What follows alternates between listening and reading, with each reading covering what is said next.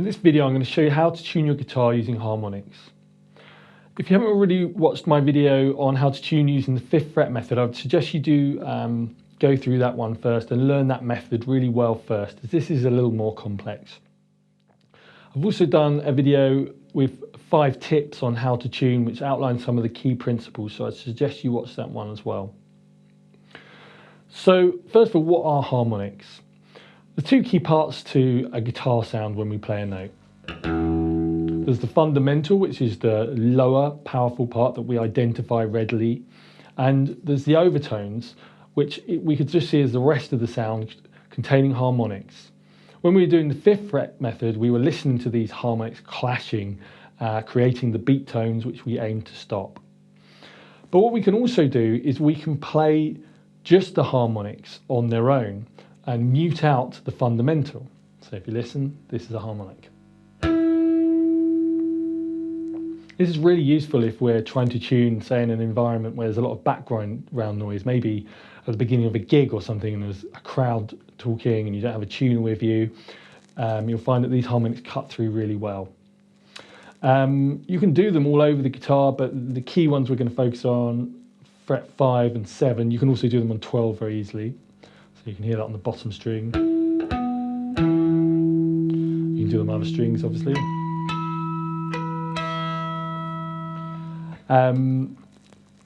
To do them, all you have to do is take a finger, put it over the fret wire, so not in the space as we normally would and push down, but actually over the wire, and it just hovers there, gently touching the string rather than pushing it down, and then you just play it. It'll help if you have a very trebly sound. If you don't know how to create that, I'd suggest you click the link and watch my video on creating your guitar sound. But here you just get this very bell-like quality, and the treble accent of your guitar will help that as well. So before we get into the tuning method, I'd suggest that you're able to do this on fret 5 and 7 on every string, and also do 12, even though we're not going to use that today, it'll be useful for you. So as before, we'll need to tune our lowest string using an electric tuner, and then let's get started. Tuning string 5. So we're assuming you've tuned up string 6 with your electronic tuner, and now what we're going to do is we're going to play a harmonic on fret 5 of string 6,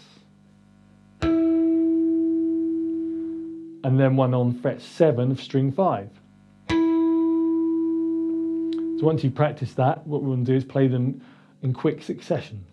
I opted to have one there, so I'll do it again. At the moment there's no wobbling, we can't hear any beat tones, so what we're going to do is we're going to tune it down as we did with the 5th fret method.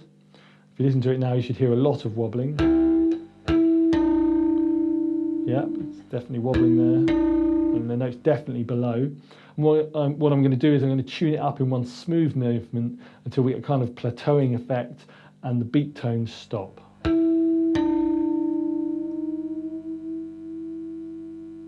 So you could hear that there. Let's just double check that the wobbling has stopped. Yes, the wobbling is still there, just a little bit, but it's very, very slow, which would be close enough. Tuning string 4. So we're going to use the same method again, just port it across. So I'm going to play a harmonic on fret 5 of string 5 and then fret 7 of string 4. There's a little bit of wobbling there, so what I'm going to do is drop it right down below so I know it's below, and then tune up in one smooth movement again.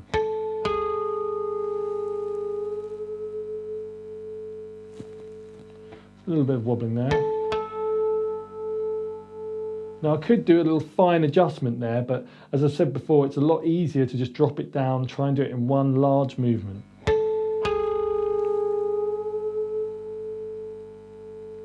You can hear the plateauing effect.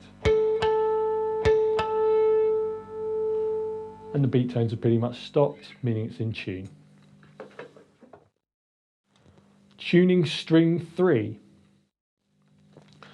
To tune string 3, once again, we just move the method across. So the harmonic on fret 5 of string 4 and then fret 7 of string 3. Now just one thing to watch out for there is it's very easy to mute the first harmonic a little bit with your plectrum or your thumb, and maybe just not always realise. So what you'll find is it'll be hard to hear any beat tones then, because there'll only really be one note that's clearly ringing through. So just make sure that they're both very, very clear. Although that's close to being tuned, there are some beat tones there. Let's drop it down. You'll hear a lot now. It's well out of tune, that. So I'll go up.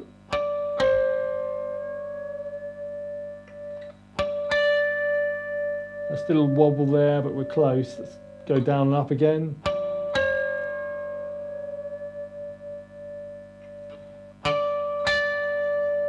Yeah, and we're pretty good. The wobbling's stopped, meaning we're in tune. Tuning string 2.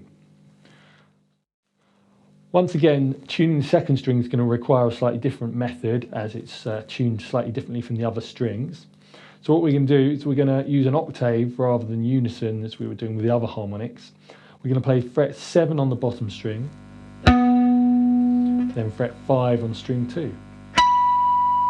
we do them one after another. It's more or less in at the moment, so I'll drop it down so you can hear the beat tones. And then I'll play it again and tune up in one smooth movement once again.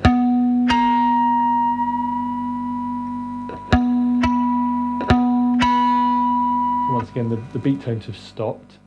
It is a little bit more tricky to hear this string, so if you have trouble with this one, I would suggest that you practice more with the other strings and then focus on this one. If you know how to do the 5th fret method already, you could do it on just this one string. Check it using fret 4. And just check that that string's in, and then move on using the harmonics on the other strings, and then come back to that later when your ear is a bit more practiced. Tuning string 1. Once we move on to string 1, we just go back to the method we were using previously, so it's fret 5 on string 2, and then 7 on string 1. So we'll just try that now. It's a little out of tune, so I'm going to go right down, play it again, and go up in one smooth movement.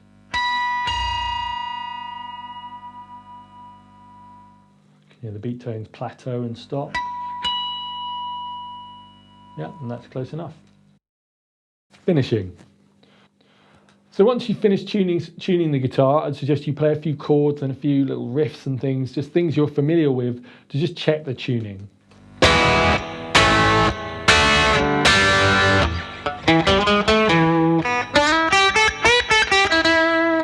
Doesn't really matter what it is, as long as it goes across a few strings and you're familiar enough with it to know whether it sounds right or not.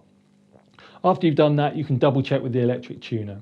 And as I've said before with the 5th fret method, the best way to do this is just practice it every day. Tune it using the harmonics, then test it with the electric tuner, and then you can move on to something else, rather than doing it all in one sitting, which would be quite hard work.